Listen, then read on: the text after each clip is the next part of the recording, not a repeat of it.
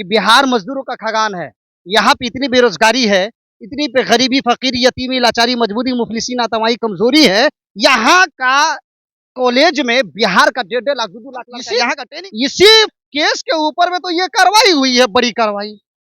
यही केस, यही फाइल अब के थे? हाँ, हसन रजा के नाम से देख लीजिए पहले।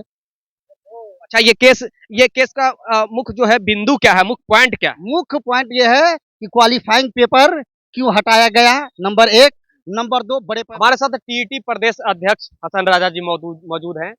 बीपीएससी टीआरई 2 का रिजल्ट भी हो गया, सारे लोग सर्विस भी कर रहे हैं, नौकरी कर रहे हैं। उसके बाद ईओयू की तरफ से एक रिपोर्ट आता है जिसमें कहा जाता है कि टीआरई 2 का जो रिजल्ट आया है उसमें बड़े पैमाने पर धांधली हुआ था। ये जब टीआरई 3 का जब पेपर लीक हुआ था उसके बाद आर्थिक अपराध इकाई यानी कि ईओयू का जांच गठित टीम होता है और उसके बाद मालूम चलता है कि टीआरई 2 यानी कि बिहार में जो शिक्षकों की बहालियां हुई थी 1,22,000, उसमें भी बड़े पैमाने पर स्कैम हुआ है, यानी कि टीआरई 2 में। हमारे साथ बात करने के लिए टीईटी प्रदेश अध्यक्ष हसन राजा जी मौजूद हैं। हम इनसे बात करेंगे। क्या हो गया कि आज ये सब कुछ लेकर कोर्ट आप दौड़ रहे? देखिए, हम तो एग्जाम के बाद फौरन आ गए थे और ये देख लीजिए पटना हाई कोर्ट। मेरा मुख्य मुद्दा यही था कि भाई अतुल प्रसाद पूर्व बीपीएससी अध्यक्ष वो कहते थे कि हम भगवान हैं, और लंबा लंबा डींग हाँकते थे कि 24 घंटा में जो है हम ऐसा काम करेंगे जो पूरे भारत में किसी ने किया ही नहीं है। और चेयरमैन साहब अतुल प्रसाद घंटे घंटे घंटे घंटे ट्वीट, मीटिंग में जाओ तो ट्वीट आया, देखता था ट्विटर का नाम चेंज हो गया, उनकी वजह से एक्स हो गया। घंटे घंटे ट्विटर का नाम उन्हीं के वजह से चेंज हो गया, एक्स हो गया।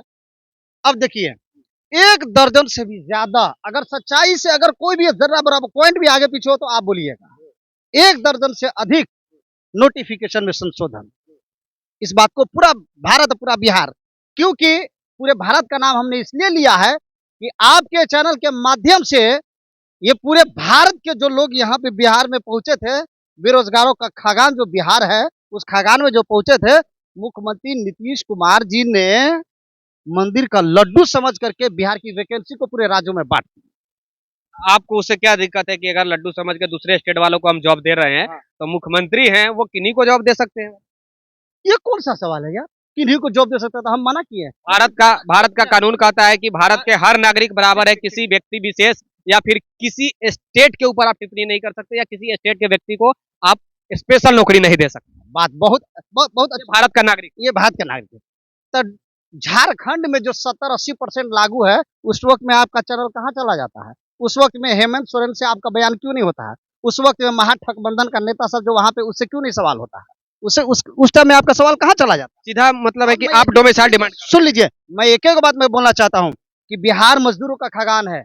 यहाँ पे इतनी बेरोजगारी है, इतनी पे गरीबी, फकीरी, यतीमी, लाचारी, मजबूरी, मुफलिसी, नातवाई, कमजोरी है। यहाँ का कॉलेज में बिहार का 1.5 लाख 2 लाख लड़का यहाँ का ट्रेनिंग करे। आज जब बहाली की बात आए तो पूरे 2800 राज्य से बुला ले, तो 2800 राज्य का लड़का जो है आपके कॉलेज में ट्रेनिंग करने के लिए, इस बात साबित कीजिए। आप है आपके पास डेटा तो बताइए, तो है आपके पास में डेटा तो आप बताइए। और जब आपके पास में डेटा नहीं, जब हम ट्रेनिंग कर रहे हैं, बिहार का लड़का पैसा दे रहा है, और जब नौकरी की बात आती है तो कहते हैं कि संविधान का दुहाई दे। आज कोर्ट में क्यों आए हैं सर? आज कोर्ट में एक बात, संविधान की दुहाई देने लगे। दूसरी बात यह है, चलिए ठीक है, हम उस बात को हम मान गए, जितना तेरी मेरी 3 पास लन फन की कोई बात नहीं है, लेकिन क्वालिफाइंग पेपर को आपने क्यों हटाया, वो भी एग्जाम के बाद में? हिंदी पढ़ाने के लिए यार हम स्कूल में जाएंगे, और हिंदी का टेस्ट आप नहीं लिए, हटा दिए एग्जाम के बाद में। हसन राजा जी, एक मिनट अध्यक्ष जी, ये जो अभी आप पेपर जो हाथ में लिए हुए हैं, ये जो पेपर लेके अभी उच्च न्यायालय का जो आप रुख किए हैं, ये पटना उच्च न्यायालय में जो आए हैं, क्या कारण है? बस इस मुद्दा को मैं जानना। पूरा बिहार शर्म से सीधा झुक गया। बीपीएससी टीआरई 2 के ऊपर में कितना क्या क्या हुआ, लड़का लोग मारा खाया। अब क्या हो सकता है? क्या हुआ? आर्थिक आपराधिक इकाई, सरकार का ही तंत्र मंत्र यंत्र जंत्र षड्यंत्र सब सरकार का। और ये ईओयू आर्थिक आपराधिक इकाई ने ये साफ क्लियर और चार्जशीट दाखिल कोर्ट में कर दिया है, और क्या कहा है कि बीपीएससी टीआरई 2 में बड़े पैमाने पेपर लीक। अब मैं ये कहूंगा कि मुख्यमंत्री नीतीश कुमार जी, सम्राट चौधरी जी, विजय कुमार सिन्हा जी, इस कलंक को हटाइए अपने सर से और बीपीएससी टीआरई 2 के बहाली को सीधा रद्द कीजिए। क्यों? इसलिए कि 2 4 5 महीने हुए हैं, आप बड़ी बड़ी बहाली को 6 6 महीना 8 कोर्ट में इसके लेकर कोई केस फाइल हुआ? एकदम इसी इसी केस के ऊपर में तो ये कार्रवाई हुई है, बड़ी कार्रवाई। क्या यही केस यही फाइल अब किए थे? हाँ, हसन रजा के नाम से है, देख लीजिए पहले। अच्छा, ये केस का मुख्य जो है बिंदु क्या है, मुख्य पॉइंट क्या है? मुख्य पॉइंट ये है कि क्वालिफाइंग पेपर क्यों हटाया गया, नंबर 1।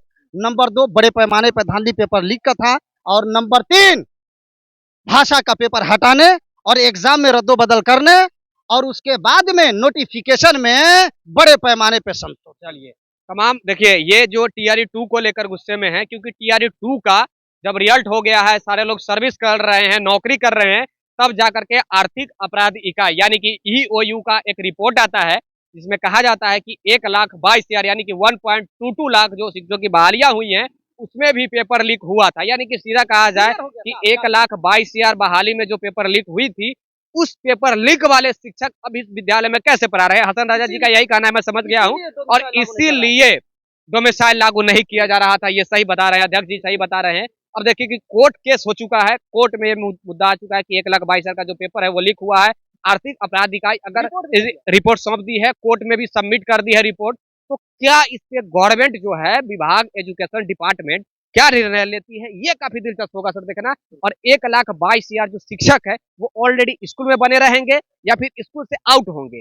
अगर वो स्कूल में बने रहेंगे तो किस बिहाफ पे बने रहेंगे, अगर वो फर्जी तरीका से उनकी रिक्वायरमेंट हुई है तो ये तमाम कोर्ट को बताना होगा। विशेष जानकारी के तो टाइम के बाद के साथ अवश्य जुड़ जाइएगा। सहयोगी कैमरा पर्सन शंभू के साथ हमारी उपस्थिति अभी पटना उच्च न्यायालय में है। और हसन राजा जी, अध्यक्ष जी, बहुत बहुत धन्यवाद।